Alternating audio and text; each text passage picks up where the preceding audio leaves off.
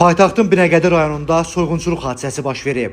Naməlum şəxsin gündüz saatlarında zərərçəkənə məxsus mağazadan 600 manat pul vəsaitini açıq talama yolu ilə ələ keçirməsi barədə polisə məlumat daxil olub. Binəqədi rayon polis idarəsinin 5-ci polis bölməsi əməkdaşlarının keçirdikləri tədbir nəticəsində hadisəni törətməkdə şübhəli bilinən, əvvəllər də eyni talama cinayətlərinə görə məhkum edilmiş 37 yaşlı Fanis Səfərov saxlanılıb. Onun obyektdən əldə etdiyi pulları hadisədən sonra necə sayması da təhlükəsizlik kameraları vasitəsilə görüntülənib.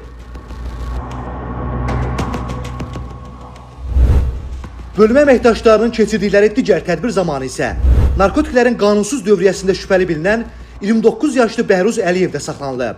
Onun idarə etdiyi avtomobilə baxış zamanı 1 kiloqramdan artıq marixuana və psixotrop maddə metamfetamin aşkarlanıb. Bəhruz Əliyev ifadəsində taksi sürücüsü görüntüsü yaradaraq narkotikləri şəxsiyyəti araşdırılan İran vətəndaşı vasitəsilə rayon ərazisində yerləşən yanacaq doldurma məntəqələrinin birindən götürdüyünü və çoxsaylı bükümlərə ayıraraq satmağı planlaşdırdığını bildirib. Hər iki fakt üzrə araşdırmalar davam etdirilir.